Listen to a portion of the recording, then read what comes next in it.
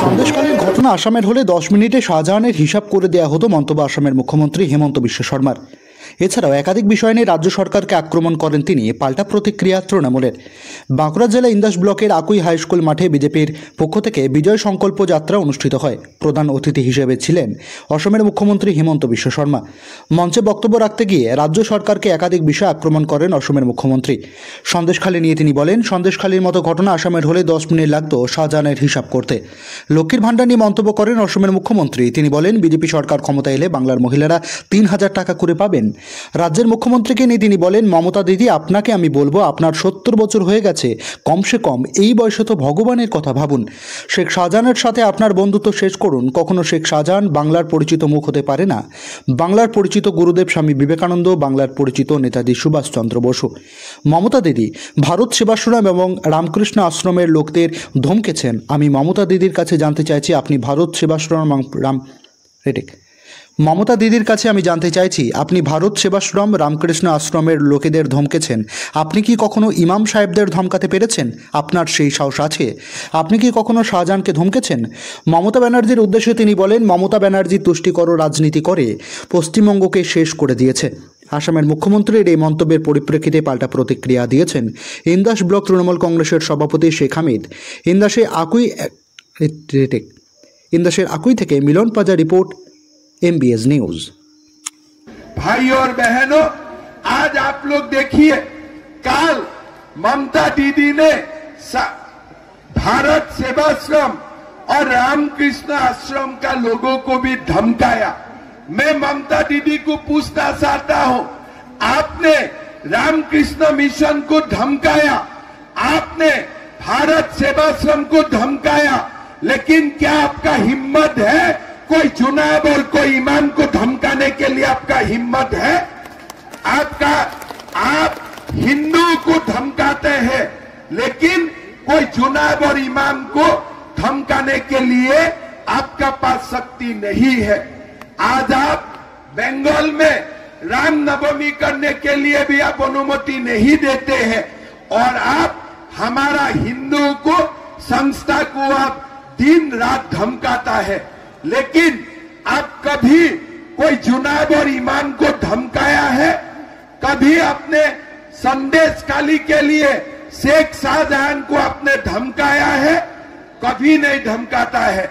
आज ममता दीदी ने तुष्टीकरण का राजनीति करके करके हमारा पश्चिम बंगाल को एकदम खत्म कर दिया। ये गुरुदेव का भूमि है, स्वामी विवेकानंद का भूमि है, बंकिम चंद्र चट्टोपाध्याय का भूमि है, और ये भूमि को आज ममता बनर्जी ने शेख शाहजहान का भूमि बना दिया। इससे दुख का बाद और कुछ नहीं हो सकता है। भाई और बहन, तो 10 মিনিট লাগতো শাহজাহানের বিরুদ্ধে ব্যবস্থা নিতে। তিনি শাহজাহানের হিসাব নিতেন 10 মিনিটে। কি বলবেন? আমাদের এখানে জঙ্গি রাজ চলে নাকি যে 10 মিনিটে বিচার ব্যবস্থা করা যায়? ভারতবর্ষের সংবিধান যে স্বীকৃত যে আইন রয়েছে, কোর্টের মাধ্যমে গিয়ে তার একটা প্রসিডিওর রয়েছে, তারপর ব্যবস্থা নিতে হয়। এগুলো কি আমাদের জঙ্গিপনা চলছে নাকি যে 10 মিনিটে ব্যবস্থা নেওয়া যায়? 10 মিনিটে ব্যবস্থা নেওয়া যায় না। ভারতবর্ষের সংবিধান সেটা বলে না, ভারতবর্ষের আইন সেটা বলে না। মূর্খের মতো কথাবার্তা, জঙ্গিপনার মতো কথাবার্তা, আইনে শিক্ষিত মানুষের মতো কথাবার্তা নয়। আমাদের এখানে যখন কোনো ঘটনা হয় তখন তাকে আইনের আওতায় আনা হয়, তারপর বিচার ব্যবস্থা চলে। যদি দেখা যায় বিচার ব্যবস্থায় তিনি দোষী, তারপর কোর্ট মাননীয় বিচারপতি সাজা ঘোষণা করেন, তারপরে সেই জায়গাটা সিদ্ধান্ত হন। তো উনি কে যে একটা এরকম 10 মিনিটে একটা কেস শেষ করার কথা বলে? ওই জন্যই আসামে সবসময় অশান্তি। আসাম কোনো দিনের জন্যই শান্তি নেই। আমাদের নিউজ চ্যানেলই তো দেখায় আসাম অশান্ত, পশ্চিমবাংলা শান্ত। ওই 10 মিনিটের কথা ছেলে মানুষের কথা বলে লাভ নেই। দাদা, মমতা বন্দ্যোপাধ্যায়কে তিনি কটাক্ষ করে বলেন, আপনার 70 বছর বয়স হয়ে গেছে, কমসে কম এখন ভগবানের কথা ভাবুন। নরেন্দ্র মোদীর কত বছর বয়স? 27 বছর। নরেন্দ্র মোদীকে তো 73 বছর বয়স। তো নরেন্দ্র মোদীকে তো আরো তাহলে বৃদ্ধাশ্রমে চলে যেতে হবে। তিনি বলেন শাহজাহানের সাথে বন্ধুত্ব বন্ধ করুন। বন্ধুত্ব শাহজাহান না ঔরঙ্গজেব বড় কথা নয়। মমতা বন্দ্যোপাধ্যায় পশ্চিমবাংলার ব্যান্ড, দীর্ঘ দশক ধরে রয়েছে। যতই বহিরাগতরা বাইরে আসুক, এখানে মমতা বন্দ্যোপাধ্যায়ের উপরই জনগণের ভরসা আছে। আপনাদের নিশ্চয়ই মনে থাকবে 21 সালের এরকম অনেকজন বহিরাগত, তারা হোঁক্কা হোঁয়া করেছিল, কুমোর ব্যাঙের মতো গঁক গঁক করেছিল। যেমন বর্ষাকালে সেই ব্যাঙ আসে না, গঁক গঁক গঁক গঁক করে, সেই ব্যাঙের মতো করেছিল। রেজাল্ট কিছু হয়নি। যেদিনে ইভিএম খুলবেন দেখবেন শুধু মমতা, কারণ শীত গ্রীষ্ম বর্ষা মমতা বন্দ্যোপাধ্যায় থাকে। আর এইসব নেতাগুলো শুধু নির্বাচনের সময় থাকে। মানুষ জানে, বাংলার মানুষ অনেক সচেতন মানুষ। মমতা বন্দ্যোপাধ্যায় মহারাজদের মন্তব্যের পরিপ্রেক্ষিতে তিনি বলেন, ভারত সেবাশ্রম রামকৃষ্ণ আশ্রমের লোকদের আপনি ধমকেছেন। দিদির কাছে জানতে চাইছি, আপনি কি ইমাম সাহেবদের কখনো ধমকাতে পেরেছেন? আপনি কি শাহজাহানকে কখনো ধমকাতে পেরেছেন? মমতা বন্দ্যোপাধ্যায় সবাইকে ধমকায়। আপনারা বিভিন্ন জায়গায় দেখেছেন আরাবুলকে দল থেকে বার করে দিয়েছে। তো মমতা বন্দ্যোপাধ্যায়ের মেরুদণ্ড অত দুর্বল মেরুদণ্ড নয়। আর আজকে যারা বড় বড় কথা বলছে, সেন্টিমেন্ট দিচ্ছে, এরা বলেছিল, এই কিছুদিন আগে বলেছে যে স্বামী বিবেকানন্দ নাকি বামপন্থী প্রোডাক্ট। তো এ করা দরকার আছে, অন্যায় স্বীকার করার দরকার আছে, সাংবাদিক সম্মেলন করে বিজেপি নেতাদের ক্ষমা চাওয়া দরকার আছে যে স্বামী বিবেকানন্দ বামপন্থী প্রোডাক্ট।